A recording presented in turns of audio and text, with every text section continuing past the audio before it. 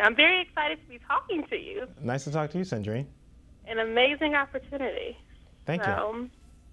Yes, and I look forward to sharing all of your advice with the readers of Nubian Fitness Goddess. Awesome, awesome. So my first question is, so trying to eat healthy can be very stressful and time-consuming. So what are your tips for being able to eat healthy without having to worry about every calorie and every morsel of food you put into your body? Well, this is why I wrote the book, Eat, the Effortless Weight Loss Solution, because I really do believe that losing weight and eating healthy can be effortless if you know how to do it. First of all, I tell people, don't obsess. People who are trying to do better obsess about doing better, and it becomes totally monopolizing of their time and of their mental space. But just let it flow and realize that you have to make gradual changes. And the idea that you're going to do a 180-degree turn is nonsense. Instead, try to, improve one thing at a time. I always say, make one change every 10 to 11 days. That way it becomes a permanent part of who you are and not just something you're trying to do. And so I think the first step for someone trying to be healthier or eating healthier is really kind of being cool about it, being rational about it, and not being panicked. The next thing is to try to make choices that will actually fit your lifestyle. You know yourself. You know if you're not going to eat a particular food, even though it's good food for you. You know if you have a particular sweet tooth or a particular craving for a food category. You have to really know yourself and be honest about it. In the book, I give you all kinds of suggestions about what food should be organic, how to deal with whole foods, how to add spices. So the book is a nice, flexible plan that is not rigid, it does not mandate to you, but gives you a nice, broad palette where you can make your choices that fit your particular lifestyle. That sounds awesome. That really does. So you mentioned about buying organic products, and a lot of my readers are into buying organic products, but it can be very expensive, and it can make your grocery bill skyrocket. So is it necessary to buy all organic groceries, or are there some that you should pick and choose over others? In the book, there's a whole chapter dedicated to organics, and there's a lot of hype behind organics. And there's some good things about organics also, but the idea that everything you need to buy needs to be organic is false. And secondly, organic does not necessarily mean healthy. So and the book goes into great detail about why you should buy certain foods organic and why certain foods do not have to be organic, but it really comes down to what's called the dirty dozen.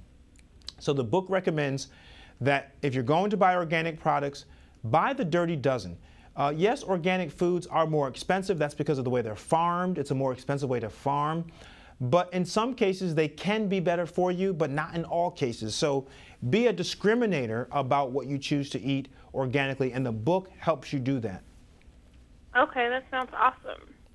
And there's also a lot of hype about low-carb dieting.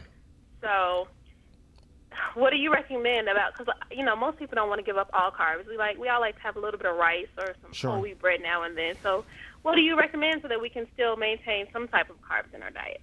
The chapter 2 of my book, Eat, is all about carbs, and the idea of eating a low-carb or no-carb diet, I think that those ideas are slipping away. I think because people realize that, number one, carbs are everywhere. Carbs are considered to be a macronutrient, which means our body actually needs them in large supply. And it's the best fuel for our brain. And so I do believe that carbs are important. We need them to live.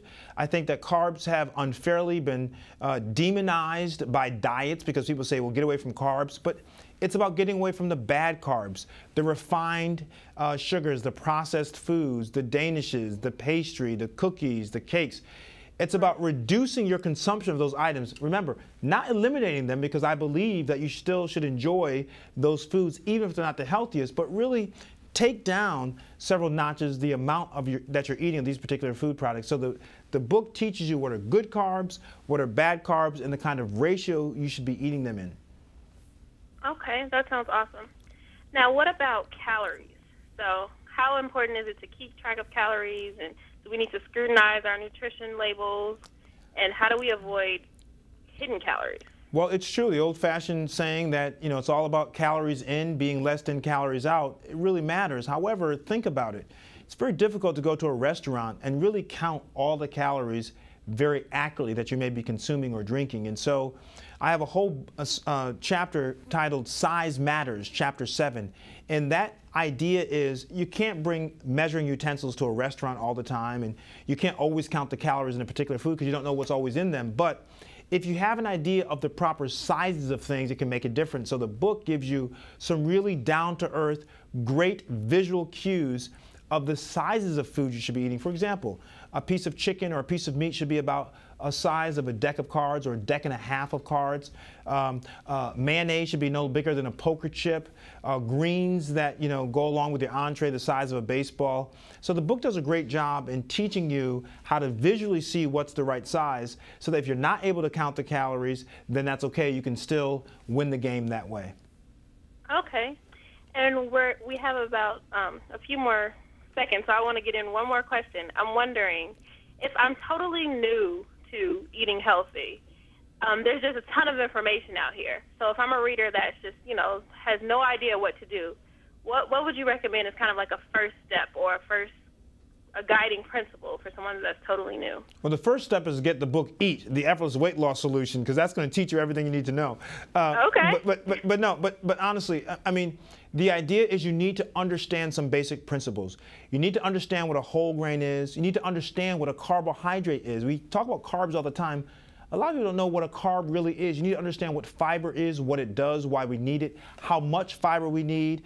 We need to understand about protein, what are the best sources of protein. So I think that anyone who wants to start eating in a healthy manner needs to just understand the basics. You don't have to understand everything. It doesn't have to be highly scientific detail that you're understanding, but understand the basics. And once you understand the basics, then you're a better food detective and you're a better decision maker when you're trying to choose those foods that make a lot more sense. And in the book, I actually teach you about these fundamentals, and then I help you apply them to your life with a whole bunch of nice, easy to read charts that tell you what the best sources of all these different food products are. Okay. So we actually will be giving away a copy of one of your books to our readers. So awesome. We're all very excited about that, and I thank you for this opportunity to speak with you. Sandrine, nice talking to you.